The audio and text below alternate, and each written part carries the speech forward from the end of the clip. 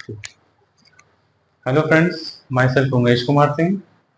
सी language की lecture series के अंदर आज ये हमारा दूसरा लेक्चर है और इस लेक्चर के अंदर हम लोग डिफरेंट टॉपिक्स ऑफ सी के बारे में डिस्कस करेंगे, जिसमें सबसे पहला टॉपिक होगा हिस्ट्री ऑफ सी। दूसरा टॉपिक होगा आपका फीचर्स ऑफ सी। नेक्स्ट आपका difference between the compiler and interpreter. और फिर अगला हमारा टॉपिक होगा सी का प्रोग्राम किस तरह से कंपाइल होता है और एग्जीक्यूट होता है, different steps in the compilation of a C program. तो चलिए स्टार्ट करते हैं हम लोग सी की हिस्ट्री के बारे में। History of C, history of C language की हिस्ट्री है। तो इसमें सी लैंग्वेज में हिस्ट्री में सबसे पहली वो लैंग्वेज जिससे डिफरेंट लैंग्वेजेस डिराइव की गई, जो कि एंसेस्टर है सी की। तो उसमें सबसे पहली लैंग्वेज थी एल्गोल, जो कि 1960 में डेवलप हुई थी। एल्गोल जो कि 1960 में डेवलप हुई थी और इसे डेवलप करने वाले थे इंटरनेशनल ग्रुप। इंटरनेशनल ग्रुप ये एक ग्रुप था जिसने एल्गोल को डेवलप किया था 1960 के अंदर। उसके बाद जो लैंग्वेज थी वो थी बीसीपीएल, जो कि 1967 के अंदर मार्टिन रिचर्ड ने डेवलप की थी। बीसीपीएल, यस, बीसीपीएल जो कि 1967 में डेवलप की थी मार्टिन रिचर्ड ने। मार्टिन रिचर्ड इन्होंने बीसीपीएल को डेवलप किया था। और बीसीपीएल के डिफरेंट फीचर्स जो कि एक्वायर करने वाली जो लैंग्वेज थी वो बी लैंग्वेज थी। बी लैंग्वेज और इसे जिस ईयर में डेवलप किया था वो 1970 के अंदर कीन थॉमसन ने इस लैंग्वेज को डेवलप किया था। कीन थॉमसन इन्होंने इस लैंग्वेज को डेवलप किया था। उसके बाद हमारी ट्रेडिशनल सी आती है। ट्रेडिशनल सी जो कि यूनिक्स ऑपरेटिंग सिस्टम के लिए बेसिकली डिजाइन की गई थी और डेनिस रिची ने इसको 1972 के अंदर डेवलप किया था। डेनिस रिची इन्होंने इसको 1972 के अंदर डेवलप किया था। और बेसिकली इस लैंग्वेज को डेवलप करने के पीछे रीजन ये था कि यूनिक्स ऑपरेटिंग सिस्टम के बहुत ऑलमोस्ट यूनिक्स ऑपरेटिंग सिस्टम जो था वो सी के अंदर उन्हें कोड करना था, इसीलिए उन्होंने ट्रेडिशनल सी को डेवलप किया था। उसके बाद 1978 के अंदर कर्निगन एंड आर की सी आई थी। ये 1978 के अंदर आई थी। 1978 मतलब इस ट्रेडिशनल सी के अंदर कुछ फीचर्स को अपग्रेड करके कर्निगन एंड रिची ने इसे डेवलप किया था। कर्निगन एंड रिची इन्होंने कर्निगन एंड रिची कंबाइंड सी को डेवलप किया था। उसके बाद आंसी ने अपना स्टैंडर्ड दिया। 1989 के अंदर, जिसे कि ना डेवलप करने वाले आंसी कमेटी थी। इसे डेवलप करने वाली आंसी कमेटी थी ANSI, American national standard institute. ANSI committee ने इसको डेवलप किया था। ANSI committee. Next ANSI committee के बाद जो हमारी सी लैंग्वेज आई वो आपकी ISO सर्टिफाइड सी थी, जो कि 1990 के अंदर डेवलप किया था। आंसी ओब्लिक ISO सर्टिफाइड सी। ये जो प्रपोज किया गया था ये 1990 में इसे प्रपोज किया गया था। और जो ISO कमेटी जो थी इसने इसको डेवलप किया था। नेक्स्ट आपका आता है कि C99। उसके बाद और भी सी के वर्जन आए और फाइनली C99 जो है 1999 के अंदर आया। और इसे जो है डेवलप करने वाले थे स्टैंडर्डाइजेशन कमेटी।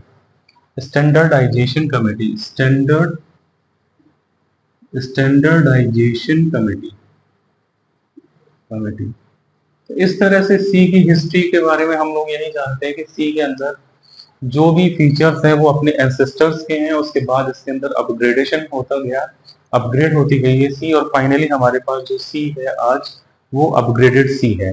ट्रेडिशनल सी जो थी वो 1972 में डेनिस रिची ने ही इसको डेवलप किया था।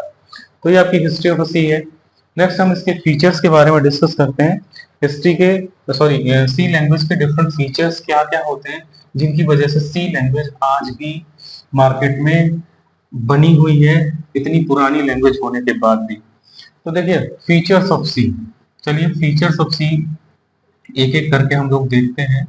Features of C language, features of C language, features of C language के अंदर सबसे पहला जो फीचर है सी लैंग्वेज का वो सिंपल। तो चलिए पहला फीचर हमारा सी का है, it is a simple language, simple language है। अब देखिए सिंपल लैंग्वेज का मीनिंग क्या है कि सी का जो प्रोग्राम है वो नियर अबाउट इंग्लिश में लिखा गया है। नियर अबाउट इंग्लिश कहने का मतलब वो प्योरली इंग्लिश में लिखा जाता है, बट सी लैंग्वेज का अपना एक ग्रामर होता है, उस ग्रामर को फॉलो करते हुए हमें सी लैंग्वेज का प्रोग्राम लिखना है। जैसे पहले हेडर फाइल इंक्लूड करनी है, उसके बाद मेन फंक्शन डिफाइन करना है। मेन फंक्शन के अंदर आपको डिफरेंट, आपको print formatted, scan formatted, data type declaration, इस तरह के फॉर्मेट फॉलो करते हुए प्रोग्राम बनाना है। तो सबसे पहला तो यही कंसेप्ट आ जाता है कि सी का जो प्रोग्राम है बहुत सिंपल प्रोग्राम है, बहुत आसानी से आप उसे लर्न कर सकते हो या फिर समझ सकते हो।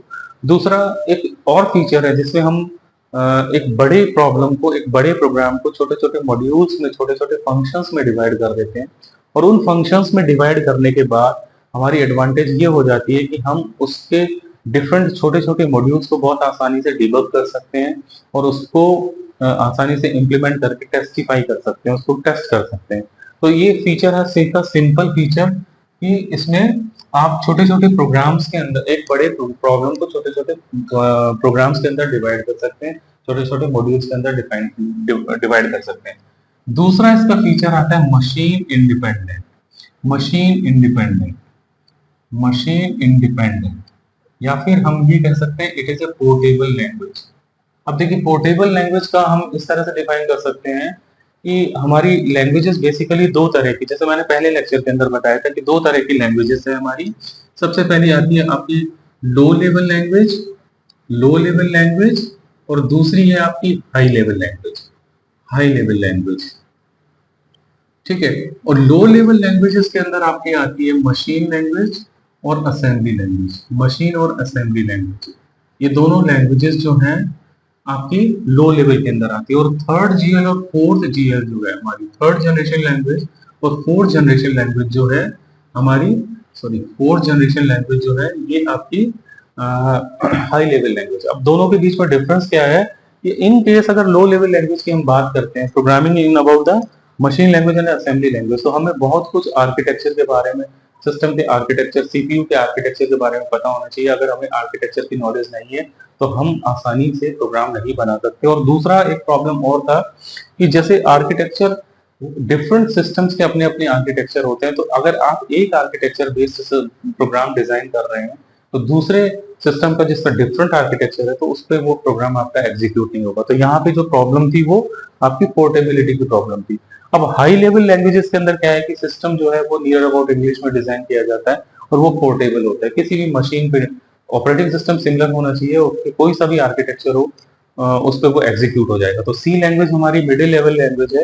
तो सी लैंग्वेज के अंदर जो भी हम प्रोग्राम बनाते हैं वो मशीन इंडिपेंडेंट होता है, आर्किटेक्चर इंडिपेंडेंट होता है, और वो आसानी से एक सिस्टम से दूसरे सिस्टम पे एग्जीक्यूट हो सकता है बशर्ते उसका कंपाइलर उसमें इंस्टॉल हो। तो इस तरह से हमारा सी का प्रोग्राम एग्जीक्यूट हो सकता है, it means it is a portable. Next है आता है आपका C is a middle level language. जैसा कि हम लोग इससे मशीन इंडिपेंडेंट में डिस्कस कर रहे थे कि मिडिल लेवल लैंग्वेज है, middle level language, C is a middle level language. It means C के अंदर बोथ लो लेवल और हाई लेवल के फीचर्स हैं। लो लेवल के फीचर्स क्या है कि अगर आपको आर्किटेक्चर की नॉलेज है तो आप ड्राइवर्स इसमें डिजाइन कर सकते हो, कर्नेल इसमें डिजाइन कर सकते हो, ठीक है, सी के अंदर। और हाई लेवल फीचर्स क्या है कि ये यूजर डिफाइंड डेटा टाइप्स को भी वो करता है, और एक बड़ी प्रोग्रामिंग जो है आप इसमें आसानी से डिजाइन कर सकते हैं, अच्छे नियर अबाउट इंग्लिश है, तो ये हाई लेवल लैंग्वेज भी है। तो इसके लिए एक कॉम्प्लेक्स कंपाइलर की रिक्वायरमेंट होती है अगर आपको प्रोग्राम को एग्जीक्यूट करना है। तो सी लैंग्वेज के अंदर लो लेवल और हाई लेवल दोनों तरह के फीचर्स एग्जिस्ट करते हैं, इसीलिए सी लैंग्वेज को हम मिडिल लेवल लैंग्वेज कहते हैं। नेक्स्ट आता है आपका स्ट्रक्चर्ड प्रोग्रामिंग। नेक्स्ट है आपका फोर्थ जो है इसका स्ट्रक्चर्ड प्रोग्रामिंग है। Structured programming. स्ट्रक्चर्ड प्रोग्रामिंग, इसका मीनिंग क्या होता है स्ट्रक्चर्ड प्रोग्रामिंग का, कि आपका जो सी लैंग्वेज का प्रोग्राम है वो वेल ऑर्गेनाइज होता है। स्ट्रक्चर्ड मीनिंग एक बड़ी प्रॉब्लम को, जैसा कि हम लोगों ने फर्स्ट टॉपिक में डिस्कस किया था कि it is a simple language, तो यहाँ पे भी स्ट्रक्चर्ड प्रोग्रामिंग के अंदर क्या होता है कि एक बड़ी प्रॉब्लम को छोटे छोटे पार्ट्स में डिवाइड कर दिया जाता है। इस तरह से छोटे छोटे पार्ट्स में डिवाइड कर दिया जाता है, और ये जो छोटे छोटे मॉड्यूल्स हैं इसमें टॉप डाउन अप्रोच को फॉलो किया जाता है। जो सॉफ्टवेयर डेवलपमेंट अप्रोच है वो टॉप डाउन अप्रोच है, उसे फॉलो किया जाता है। तो इसी is structured language because it's main big problem is broken down into small सब प्रॉब्लम्स, छोटे छोटे प्रॉब्लम्स में उसे डिवाइड कर दिया जाता है। नेक्स्ट आपका टॉपिक आता है, फिफ्थ टॉपिक है आपका रिच इन लाइब्रेरी।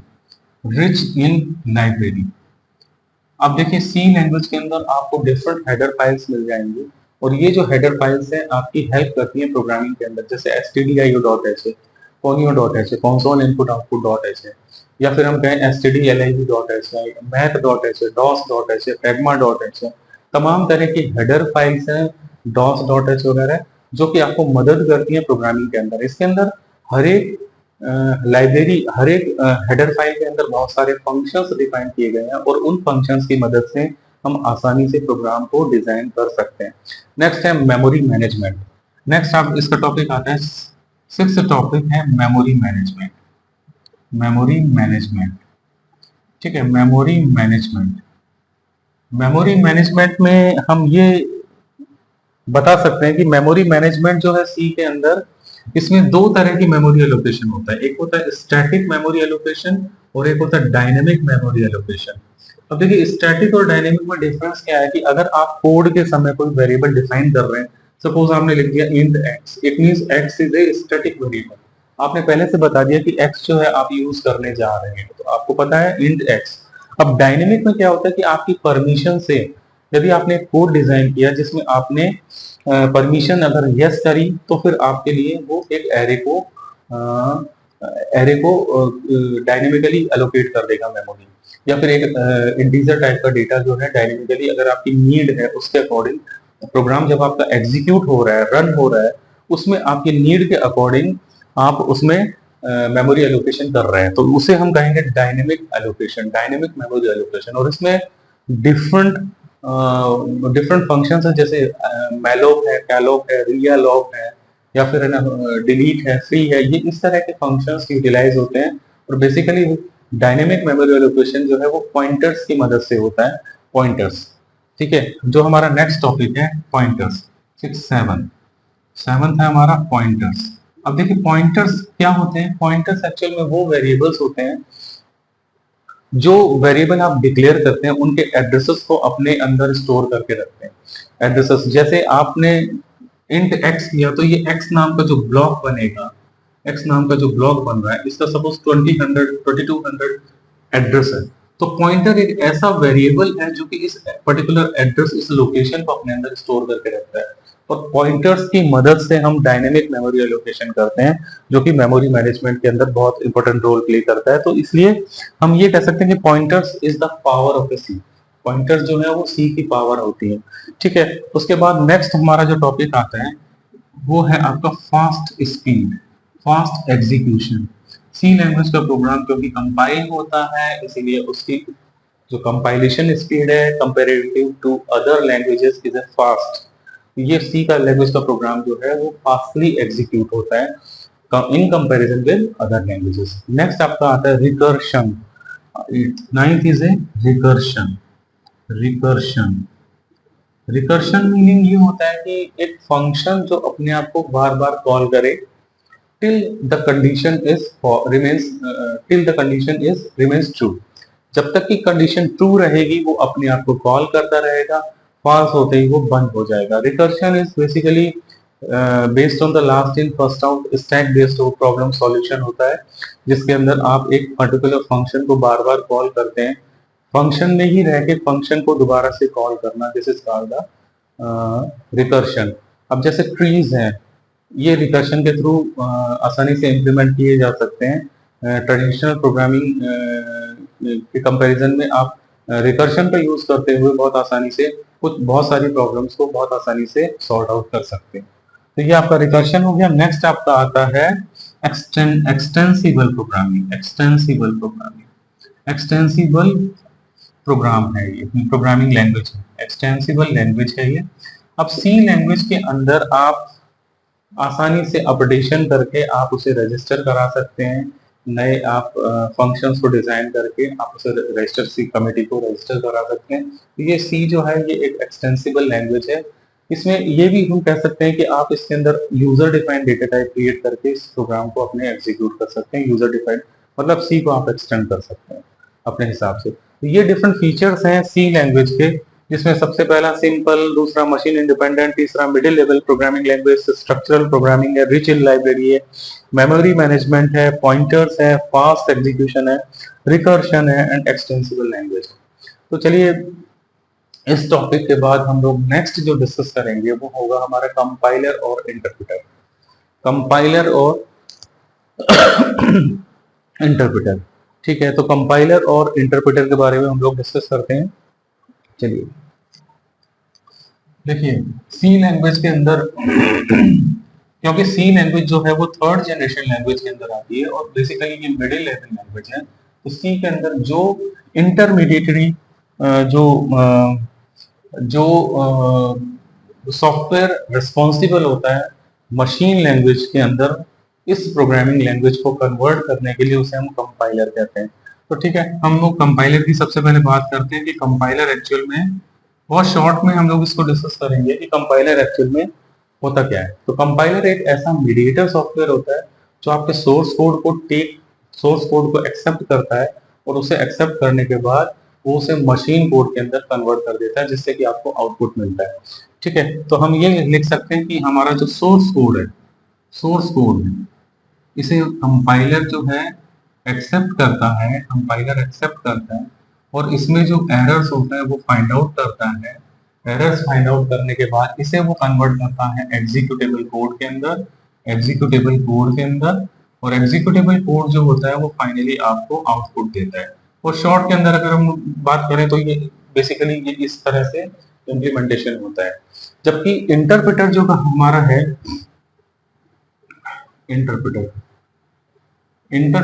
इंटरप्रेटर जो होता है उसमें सोर्स कोड जो है वो इंटरप्रेट होता है और उसे एग्जीक्यूटेबल कोड के अंदर कन्वर्ट कर दिया जाता है, मशीन कोड के अंदर कन्वर्ट कर दिया जाता है और उसके बाद नेक्स्ट लाइन पे आ जाता है। तो हम ये लिख सकते हैं कि हमारा जो सोर्स कोड है इस सोर्स कोड को जो है इंटरप्रेटर एक्सेप्ट करता है, इंटरप्रेटर जो है उसे एक्सेप्ट करता है। एक्सेप्ट करने के बाद वो उसे एग्जीक्यूटेबल कोड के अंदर कन्वर्ट कर देता है line by line. Executable code line by line हर एक लाइन को रीड करेगा, उसके एग्जीक्यूटेबल कोड के अंदर कन्वर्ट करेगा। कन्वर्ट करने के बाद हम नेक्स्ट लाइन पे मूव करेंगे और नेक्स्ट लाइन जो होगा उसका सोर्स कोड होगा वो फिर से इंटरप्रेट होगा। तो ये एक साइकिल है जो कि चलती रहती है। जबकि कंपाइलर के अंदर क्या होता है कि सोर्स कोड जो आपका होता है उसे कंपाइलर द्वारा एग्जीक्यूट किया जाता है, एग्जीक्यूटेबल कोड के अंदर कन्वर्ट कर दिया जाता है एक फाइल के अंदर। तो जब हम किसी भी कंपाइलर की मदद से किसी भी प्रोग्राम को कंपाइल करते हैं तो बेसिकली 3 फाइल उसमें क्रिएट होती है, जिसमें आपकी सोर्स कोड फाइल है, उसके साथ सोर्स कोड के साथ आपकी जो फाइल है वो आपकी ऑब्जेक्ट कोड की फाइल होती है जो इंटरमीडिएटरी फाइल होती है और फाइनली आपको एग्जीक्यूटेबल फाइल मिलती है। और कई जगह आपको .ba के बैकअप फाइल भी मिलती है। बट यहाँ पे इंटरप्रेटर के अंदर कोई भी एक इंटरमीडिएटरी फाइल नहीं मिलती, वो directly line by line code को एक्सेप्ट करता है और उसे वो फाइनली एग्जीक्यूट करने के बाद वो नेक्स्ट लाइन के अंदर चला जाता है। ठीक है, linking of files takes place. यहाँ पे क्या होता है कि जब एक बार आपका प्रोग्राम कंपाइल होता है तो यहाँ पे linking with different files, linking with other files takes place. यहाँ पे लिंकिंग हो रही है अदर फाइल्स के साथ, linking with other files takes place. यहाँ पे नो लिंकिंग ऑफ फाइल्स और नो मशीन कोड जनरेशन। यहाँ पे कोई भी आपका no linking of file takes place, कोई भी लिंकिंग यहाँ पे नहीं इंप्लीमेंट होती। No linking of files takes place. यहाँ पे लिंकिंग ऑफ फाइल्स नहीं होता। ठीक है, हम ये कह सकते हैं कि ना कंपाइलर जो होता है वो एक बार में कंप्लीट प्रोग्राम को कंपाइल प्रोग्राम इन ये कह सकते हैं हम कि कंपाइलर जो होता है वो एक बार में पूरे प्रोग्राम को कंपाइल प्रोग्राम एट वंस, एक बार में वो पूरे प्रोग्राम को कंपाइल करता है, जबकि यहाँ पे इंटरप्रेटर है वो लाइन बाय लाइन प्रोग्राम को कंपाइल करती है। लाइन बाय लाइन किसी भी प्रोग्राम को वो कंपाइल करेगी। तो जब वो लाइन बाय लाइन प्रोग्राम को कंपाइल करेगी तो वहां पे line by line error detection होगा और उसका करेक्शन होगा, वो आसान हो जाएगा। तो यहाँ पे हम कह सकते हैं कि error detection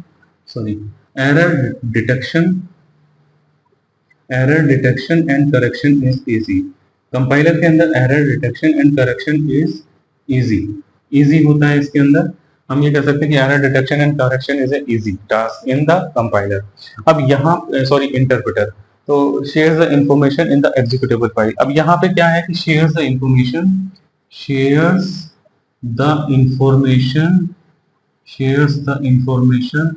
in executable file. It means there is a executable file exists in the compiler. Compilation के बाद एग्जीक्यूटेबल फाइल एग्जिस्ट करती है, बट यहाँ पे नो एनी एग्जीक्यूटेबल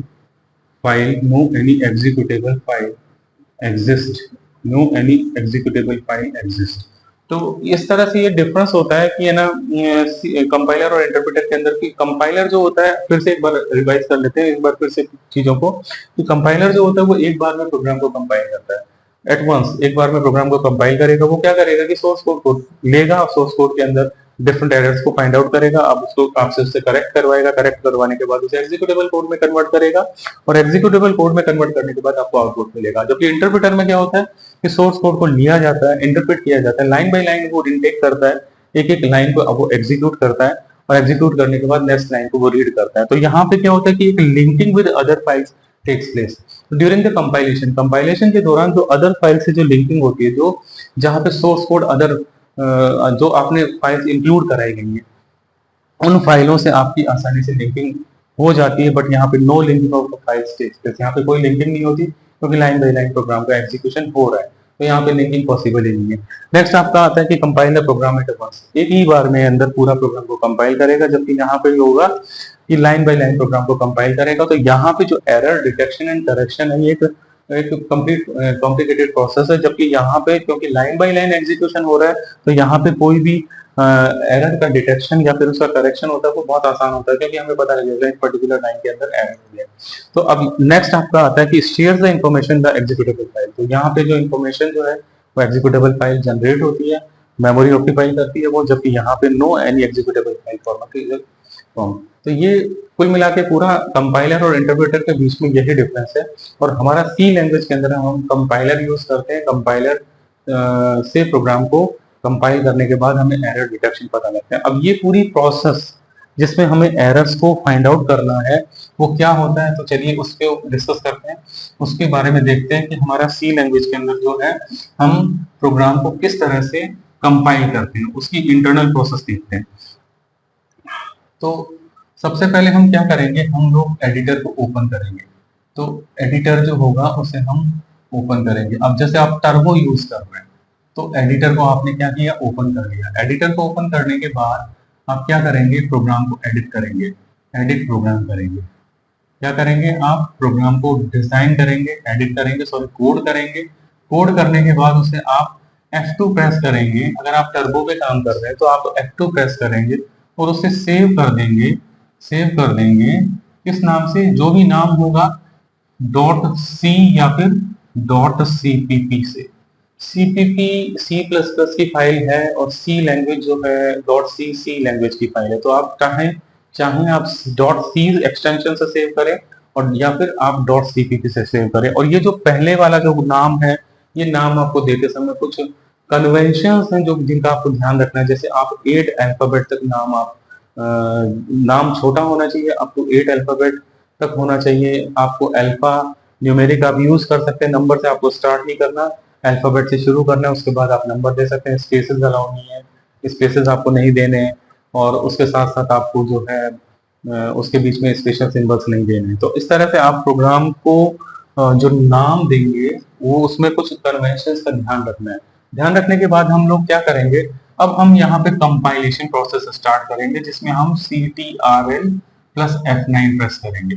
अब CTRL प्लस F9 प्रेस करेंगे तो उसमें सबसे पहले जो प्रोसेस होगी उसे हम कहते हैं syntax error check. Syntax error checking, syntax error checking, error checking. तो सिंटेक्स एरर चेकिंग जो होगी, यदि ये नहीं होती है, अब देखिए सिंटेक्स एरर चेकिंग क्या है। आपने सपोज एक प्रोग्राम बनाया है जिसमें आपने लिखा यहाँ पे हैश इंक्लूड stdio.h, stdio.h, उसके बाद आपने लिखा void main। सपोज आपने void लिख दिया, void main लिखा, और यहाँ पे लिखा आपने printf, printf hello world, hello world करके आपने ये प्रोग्राम बना दिया। अब इस हेलो वर्ल्ड को प्रोग्राम को बनाने के बाद आपने डिलीमीटर दोनों क्लोज कर दिए। सपोज आपने यहाँ पे सेमीकोलन नहीं लगाया, यहाँ पे एक स्मॉल ब्रैकेट नहीं लगाया, ये डिलीमीटर नहीं लगाया, this is not a syntax. मतलब हर एक प्रोग्राम जो होता है वो, हर एक लैंग्वेज जो होती है एक पर्टिकुलर ग्रामर को फॉलो करते हुए आपके प्रोग्राम को मतलब आपको ग्रामर को फॉलो करते हुए प्रोग्राम डिजाइन करना है। जब भी आप कोई भी प्रोग्राम बनाएंगे तो उस पर्टिकुलर लैंग्वेज की अपनी एक ग्रामर होगी, उस ग्रामर को फॉलो करते हुए आपको प्रोग्राम बनाना है। यदि ऐसा पॉसिबल नहीं है, उस केस के अंदर यदि आप ऐसा नहीं कर रहे हैं तो फिर वो सिंटेक्स एरर के अंतर्गत आएगा, क्योंकि ये सारे जो एरर्स हैं वो सिंटेक्स एरर होता है। तो सिंटेक्स एरर, सपोज आपने इसको क्लोज कर दिया, यहाँ पे सेमीकोलन लगा दिया, इसको डिलीमीटर लगा दिया, तो now the program is correct. तो यदि आपके प्रोग्राम के अंदर कोई सिंटेक्स एरर है, यदि एग्जिस्ट करता है, तो फिर आपको फिर से प्रोग्राम को एडिट करना पड़ेगा, फिर से सेव करना पड़ेगा, फिर कंपाइल करेंगे। और अगर सिंटेक्स एरर चेकिंग कोई भी एरर्स नहीं है तो उस सिचुएशन के अंदर आपका जो मेन कोड बनेगा उसे हम कहेंगे .obj कोड, जिसे हम कहते हैं ऑब्जेक्ट कोड। ऑब्जेक्ट कोड ये इंटरमीडिएटरी कोड होता है। ऑब्जेक्ट कोड इंटरमीडिएटरी कोड होता है जो after during the compilation generate होता है। अब यहाँ पे ऑब्जेक्ट कोड बन गया, तो हमारी सबसे पहली फाइल जो थी वो सोर्स कोड फाइल थी, इसे हम कहेंगे source code file, source code file, source code. तो ये हमारी सबसे पहली फाइल बनी थी। उसके बाद ये हमारा जो है ये ऑब्जेक्ट कोड की दूसरी फाइल है। अब इस ऑब्जेक्ट कोड के अंदर फिर से रन टाइम एरर चेक होगा। क्या होगा? रन टाइम एरर चेक होगा, run time error, run time error checking, run time error checking. ठीक है, ये रन टाइम एरर चेक होगा यदि एरर एग्जिस्ट करता है और नहीं करता, उस सिचुएशन में क्या होगा। और यदि आपका रन टाइम एरर एग्जिस्ट करता है, अब देखिए रन टाइम एरर क्या होता है। अब रन टाइम एरर के अंदर आप ये कह सकते हैं कि सपोज आप एक पर्टिकुलर मेमोरी लोकेशन को एक्सेस करने की कोशिश कर रहे हैं जो आपने एरे के अंदर डिफाइन नहीं किया। क्योंकि एरे का कंसेप्ट क्या होता है कि एरे के अंदर जब भी आप कोई भी एरे क्रिएट करते हैं तो उसमें जो डायमेंशन सेट करते हैं, उस डायमेंशंस कोई बाउंड्री को चेक करने के लिए प्रोग्रामर खुद रिस्पॉन्सिबल होता है। सी लैंग्वेज उसको खुद से चेक नहीं करती। तो उस सिचुएशन के अंदर यदि आप उसमें उसके डायमेंशंस जो आपने डिक्लेयर किए हैं उससे ज्यादा आप एक्सेस कर रहे हैं, सपोज आपने लिखा int a of 10, a of 10 कर दिया आपने। अब यहाँ पे आप a ऑफ 10, क्योंकि ये 0 से 9 होगा तो 10th वैल्यू को या फिर 11th वैल्यू को आप एक्सेस करने की कोशिश कर रहे हैं, तो ये रन टाइम एरर है।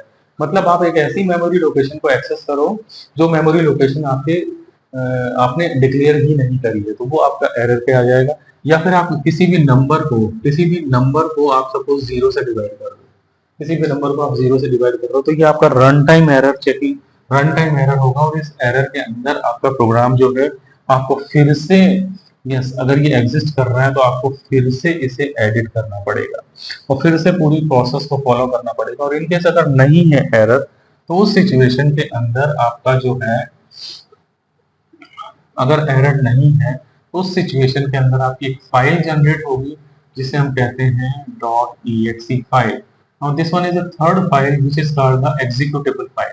ये आपकी तीसरी फाइल है जिसे हम एग्जीक्यूटेबल फाइल कहेंगे। और ये एग्जीक्यूटेबल फाइल जो होगी आपकी यही एग्जीक्यूट होगी। अब ये एग्जीक्यूटेबल फाइल जब जनरेट हो गई after run time error checking, तो अब यहाँ पे आपका डेटा इनपुट होगा। क्या होगा? आपका डेटा इनपुट होगा। अब डेटा इनपुट अगर आप कर रहे हैं और इसके अंदर अगर आपको डेटा इनपुट एरर आ जाता है, डेटा इनपुट एरर, यदि यहाँ पे आपने डेटा इनपुट एरर कर दिया, मतलब आपने नंबर एंटर करना था, आपने अल्फाबेट एंटर कर दिया, या फिर आपको फ्लोटिंग पॉइंट नंबर एंटर करने थे, आपने दूसरे नंबर एंटर कर दिए, तो उस सिचुएशन के अंदर आपको एग्जीक्यूटेबल फाइल में फिर जाना है, अगर यस है, और फिर से डेटा को इनपुट करना है।